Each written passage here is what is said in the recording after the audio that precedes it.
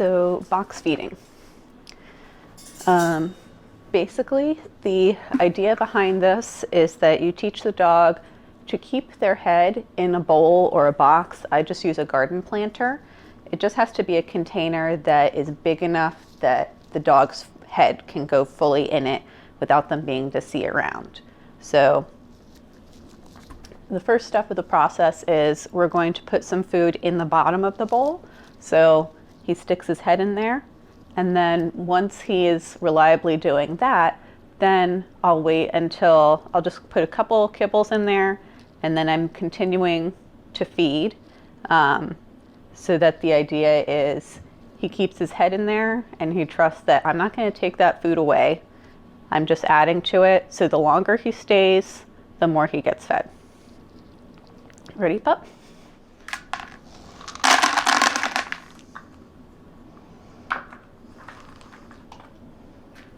He does not care at all. A lot of dogs are very timid about putting their head in something that they can't see out of. I'm just putting my foot there so it doesn't slide too much. So I put my hand near him. There's no, basically good things come from hands being near his bowl.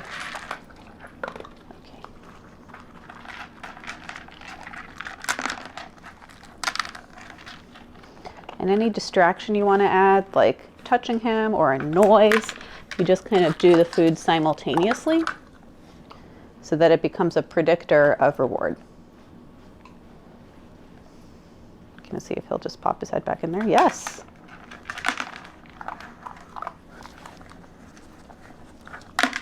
Oops, bad timing on my part.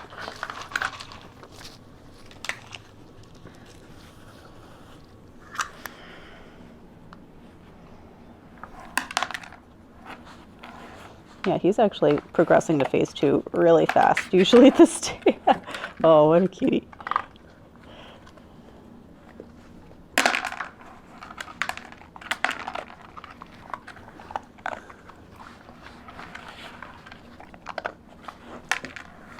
Yeah, just put your whole body inside there.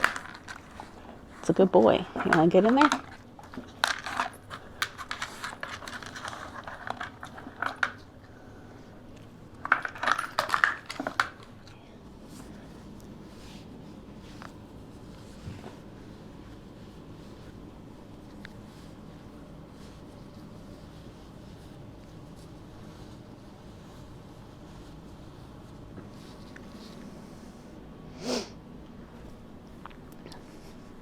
All right, so box feeding.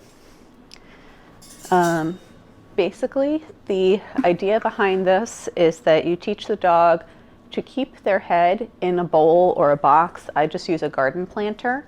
It just has to be a container that is big enough that the dog's head can go fully in it without them being to see around. So the first step of the process is we're going to put some food in the bottom of the bowl. So he sticks his head in there. And then once he is reliably doing that, then I'll wait until I'll just put a couple kibbles in there, and then I'm continuing to feed, so that the idea is he keeps his head in there and he trusts that I'm not going to take that food away. I'm just adding to it. So the longer he stays, the more he gets fed.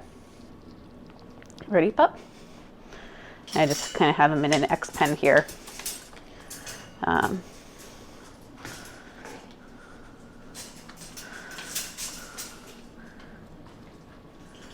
So I don't have to practice the crate right now, but he's still enclosed.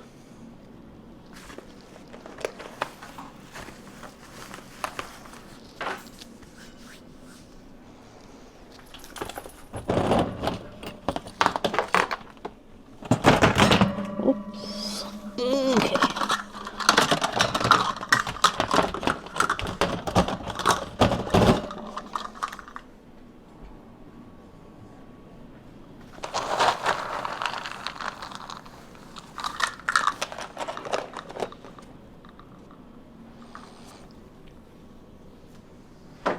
Good boy. Okay. Yes. And you don't have to use all of his food for this. You can just use part of it. And I'm just going to use part because we have other stuff we need to work on.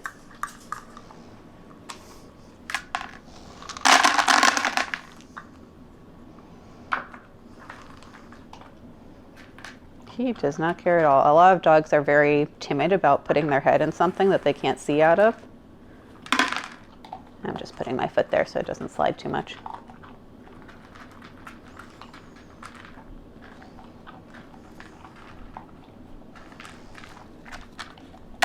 So I put my hand near him. There's no, basically good things come from hands being near his bowl. Okay.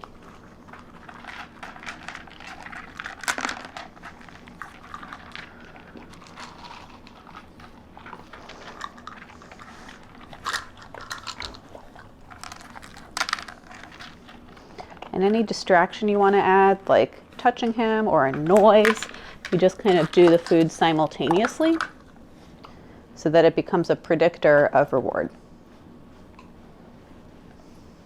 Gonna see if he'll just pop his head back in there. Yes.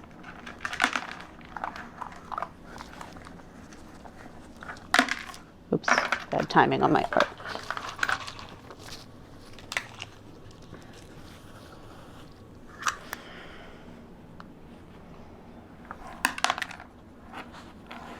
Yeah, he's actually progressing to phase 2 really fast. Usually this stage. Oh, what a cutie.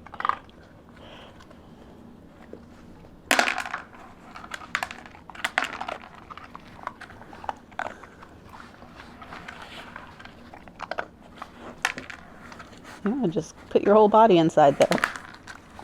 It's a good boy. You want to get in there?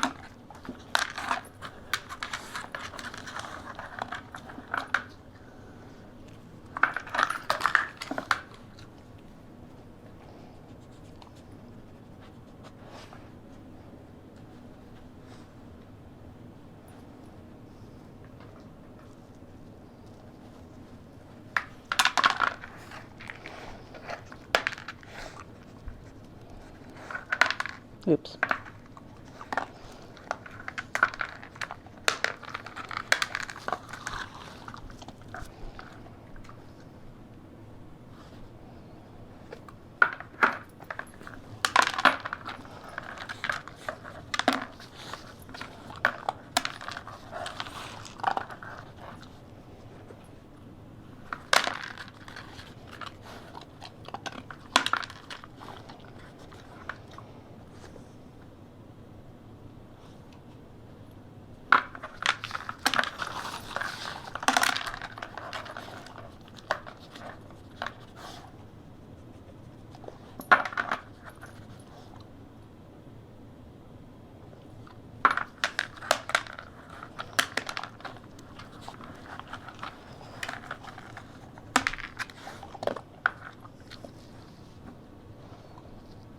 All right, lost interest.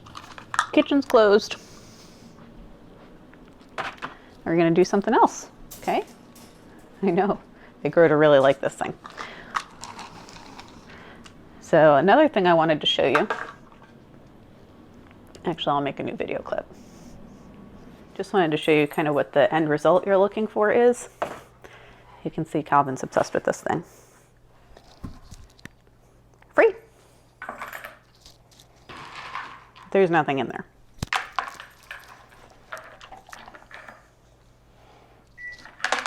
Cat not required.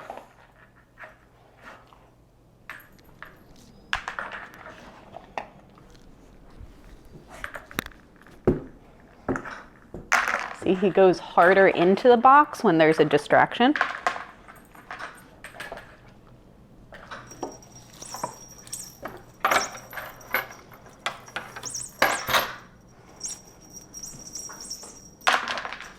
Because he knows that is the predictor of the reward. Whatever weird thing I'm gonna do,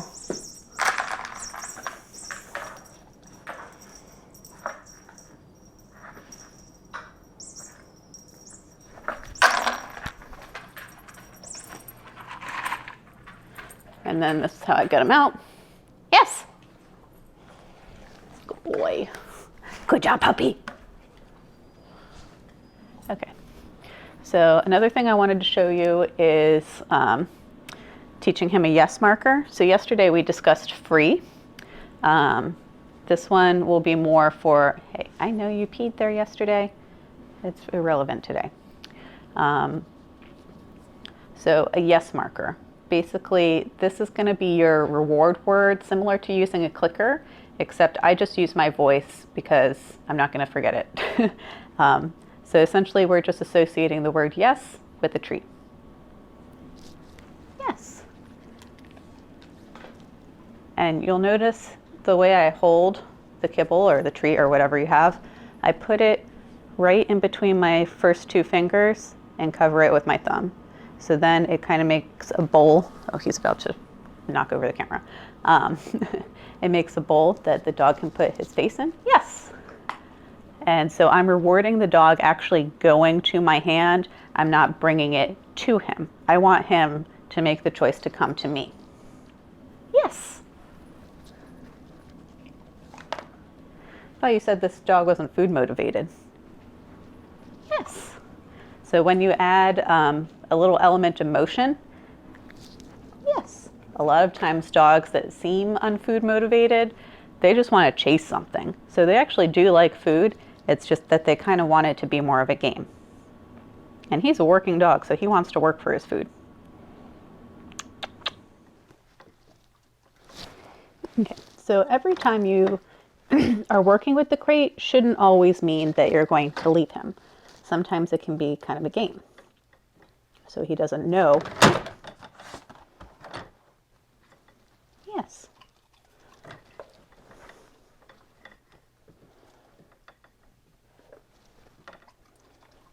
So you see, the more he stays, the more he gets the cookies.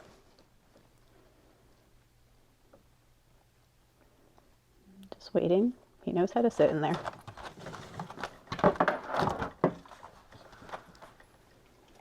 So that's what I'm rewarding.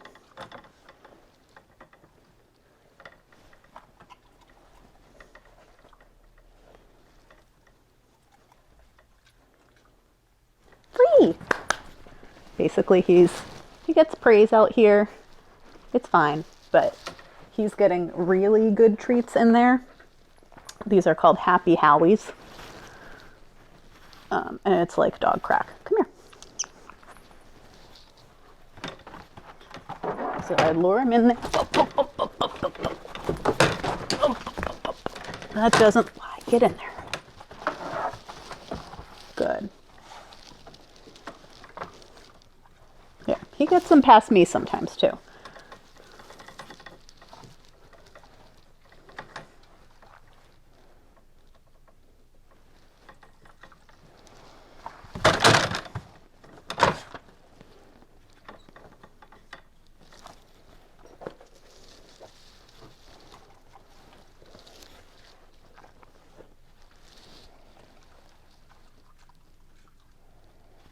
Oh, you tricked me. I thought you were sitting.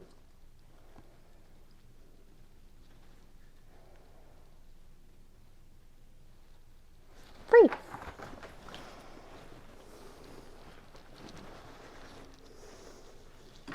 Ready? Yes.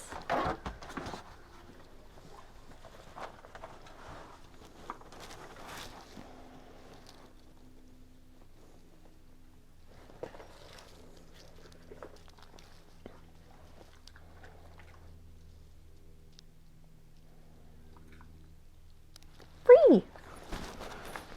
Good job, puppy. Okay. So this is not the final product, but I wanted to get him started on the e-collar for you just so you can feel more confident at home.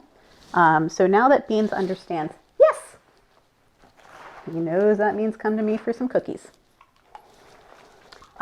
We can start teaching him the beginning of come, and we can do that, with treats as we're doing so far. Yes. And you see, he already understands this body language, kind of come to me like that. Yes, he really gets it. So if he was off leash, You can use the e-collar to call him back to you, which is great if you like to hike or bring him to parks or whatever. So when you're teaching the e-collar, or whenever you're in a new environment with your dog, you always want to find the appropriate level. This goes from 0 to 100. Typically, I'm using it under a level 10. Indoors, probably more like a 2 or a 3. So I don't actually perceive it on my own skin until like a level 17. So this does not involve any pain at all. And I'll demonstrate it on you guys just so you feel totally confident about that. But basically, this makes a sound that comes from the receiver. And so it's right by his ear. It makes a little tone. And we're going to teach him that when he hears that tone, it means to come to you for a treat.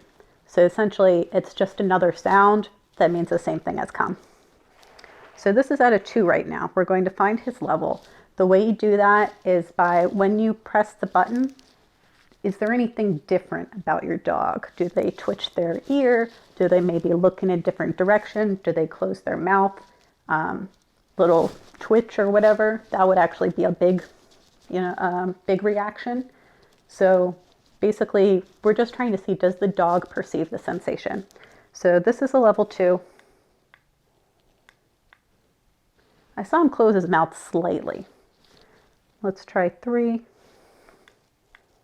Yeah, I think he definitely feels that. I don't know if you can see, but when I press the button, he kind of breathes in. It's that subtle. So I'll do it 2, just to be on the safe side. And especially like as you continue to use the e-collar in your session, you can dial the level lower because they're already paying attention to you. So you don't have to shout, you can whisper. So we're going to teach him what this sensation means. Yes. So you see kind of how we're pairing something he already understands and adding a new cue to it. So I'll put my hand out when I'm pressing the button. So once he has sort of committed to coming to you, yes, that's when I take my finger off the button. And you should also be able to see the light. I don't know if you can see it through his fur.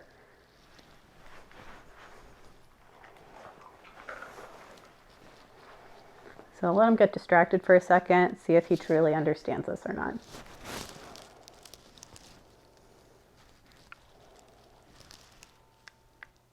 Yes. Did you see? I pressed the button, he looked at the treat pouch.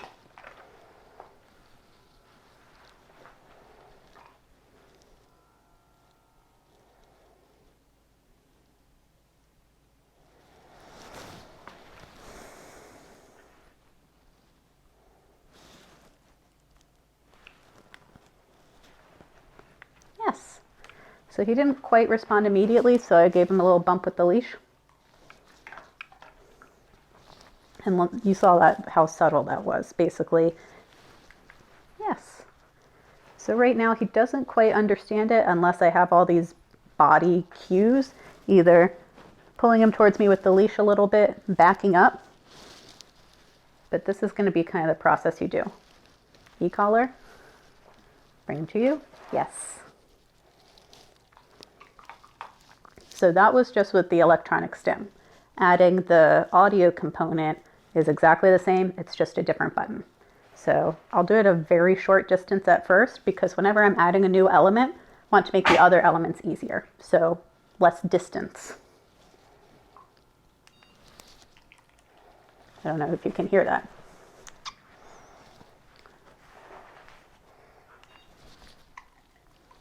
So when you press down the button for 1.2 seconds, then it will go at the level shown on the screen of the e-collar, which again is a 2. So right now I'm just acclimating him to the idea that tone equals come to me.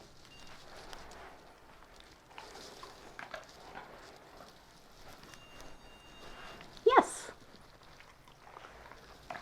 That was a tough one.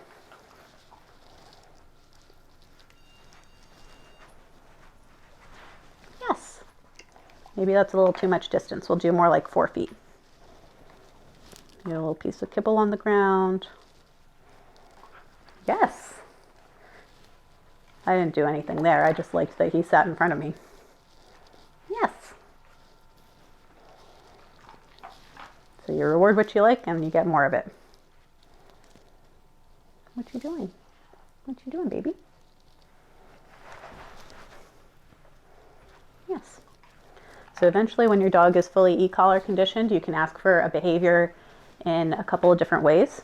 You can say the command, dog does it, you positively reinforce.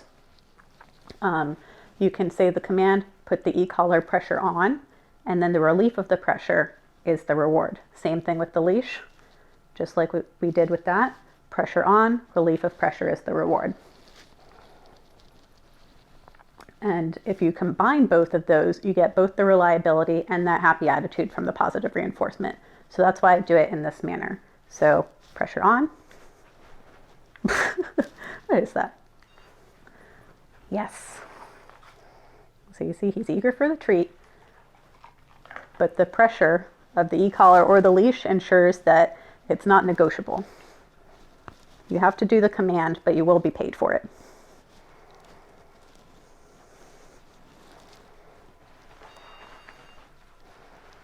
Good boy.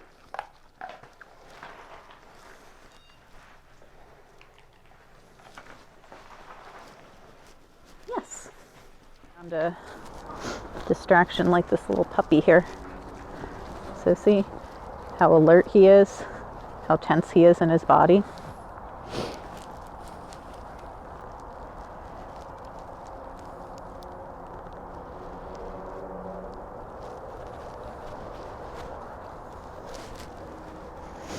Basically, I want to keep him moving. There's kind of two moves you can do. You can have him sit, but if it's the situation is deteriorating, he's doing pretty well actually. His mouth is closed. Oh, no, it's a little open. That's a good thing, because that's a sign of relaxation. Let's go.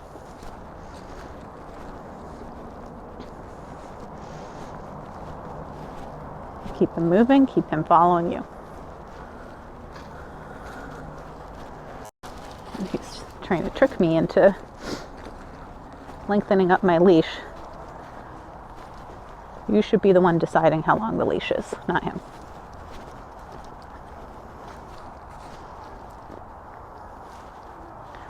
Give him a little help. Good.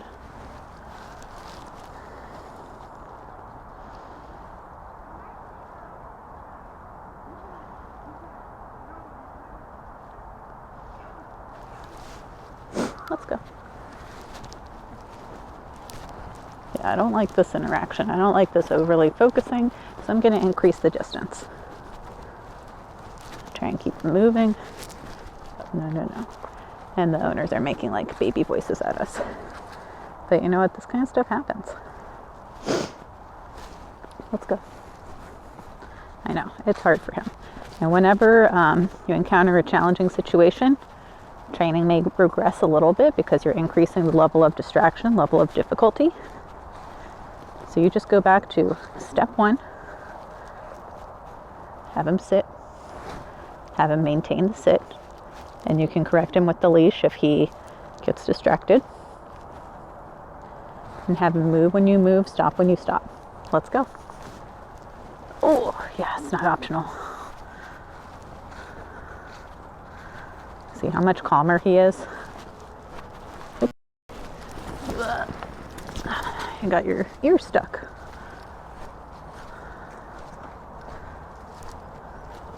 So much better.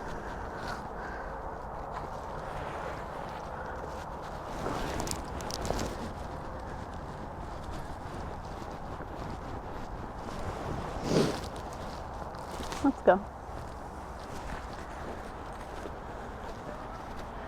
Very busy time of day for walkers and dogs. Good job, buddy. It's a good boy. Let's go.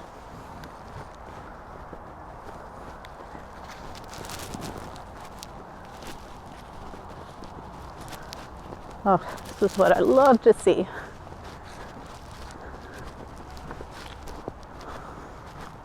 All right, we're gonna walk a little bit more around the neighborhood.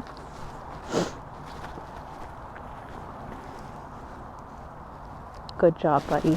You did so well. Let's go.